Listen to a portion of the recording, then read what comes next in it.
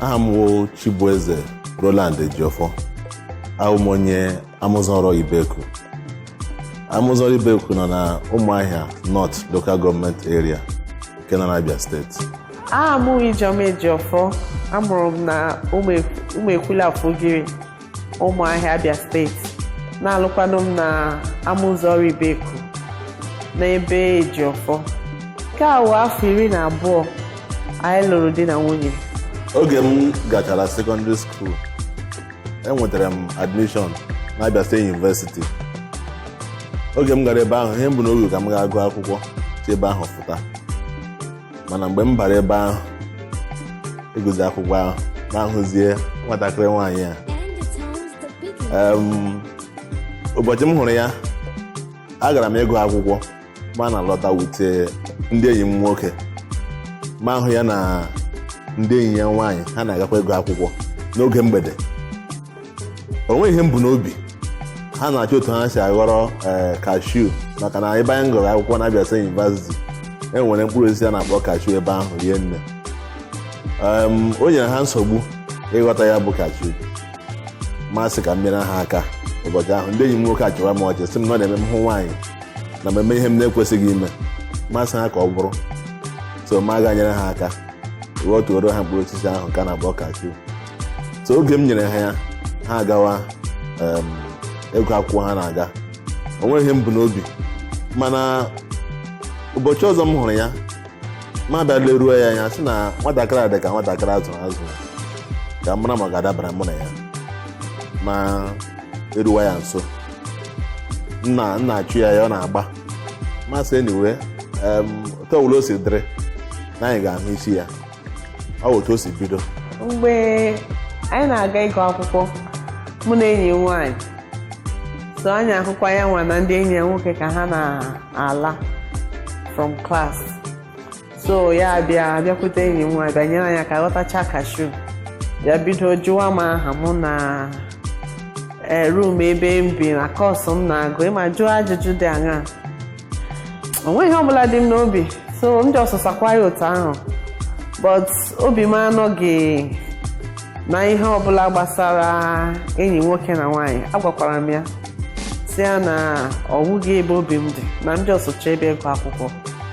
So oge mgbe ahụ o nweghị ihe ọbụla dị m n'obi. Ọzọ oge dị agatụ, ọ bịakwa ya na-abịakwa na-emu nsogbu, na-agwakwa m otu o si hụ m n'anya, otu ọ ga-esikwa o nwekwara ike ịdabara anyị ihe ọzọ. So mgbe ọ na-erute m nso, m bịa notisi na ụmụ akwụkwọ, mee notisikwa na azụrụ ya azụ n'ezigbo ezinụlọ pụta, mee notisikwa na ọ hụrụ m n'anya nke kacha ihe niile. So masị oke ka m chekwa ya na o nwere ike ka anyị mara ma ọ ga-adaba. So ihe ndị a wụ ihe mere m ji chegharịa si oke ka m mara ma ọ ga-adabara anyị. Ha dị ọtụtụ ịma na ile ya anya ị ga-ahụ na ọ mara mma nwaanyị. Gị bịa werezie ọwụrụ ndị Igbo ha sị na ị na-eji ire gị gụọ eze gị ọgụ. Ị bịa chee ọwụrụ na anyị alụọla di na nwunye afọ 12 ya dịrị otu a, gị bịa jụọ onwe gị sị mgbe ahụ m hụrụ ya ọhụrụ ka otu ọ dị.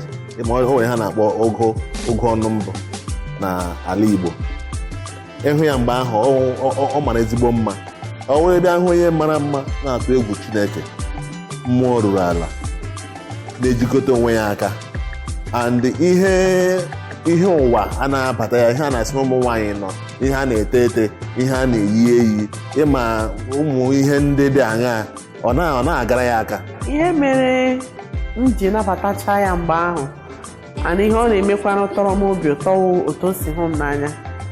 Maka na oge m bịara ịgụ akwụkwọ, ihe m bụ n'obi bịa ka m gụọ akwụkwọ, weta asambodo m laghachi abịa m, obi m adịghị na ihe gbasara enyi nwoke na nwaanyị.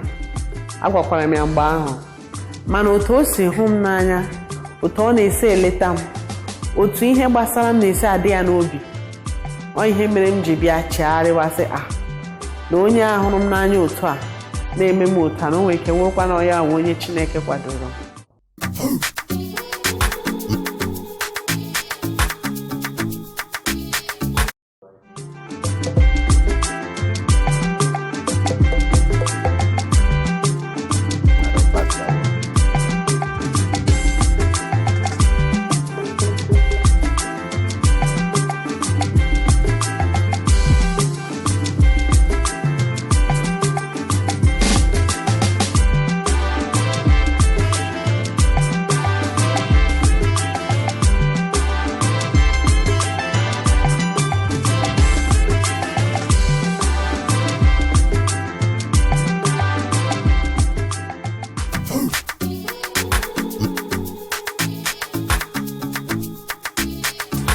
I'm gonna say fried plantain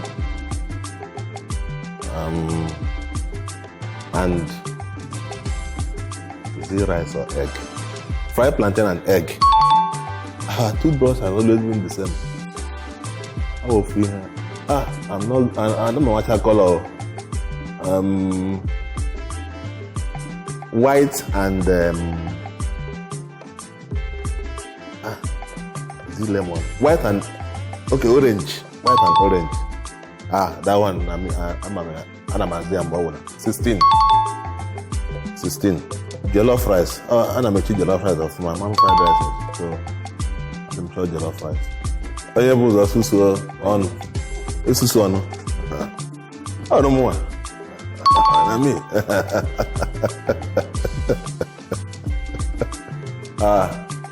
Ana me sha kitchen baby amu I'm anywhere from it ebe ahụ ka m si eriwa amu nwanyị ọma ana m o nwere egwu ọ na-eme ọ na-agụ ma na-echeta gị na-adị m mma aga m asị ka ha were ya mechiere anyị ihe ha gụọrọ gị ya mgbe ị ga-ekirikwa ihe egwu ahụ gị mara na ọwụ ihe dị gị bụ n'obi ọwụ nwoke ọma nke a na-akpọ Flavor o nwere egwu ya o nwere ike aga m agụta ya otu esi gụọ ya ụmụ onye ọgụ egwu mana ka m gụta ya obere ọ sị ada na ịdị ọra mma pụta kene n'ezi ihe dị mma rika beta supu na monikila mụrụ ada mma mpeke ya ada yeah. Have you seen my beautiful baby? Have you seen my tomato baby? Oh, iyele, baby suffer they cool me temper. Ada, baby na sugar.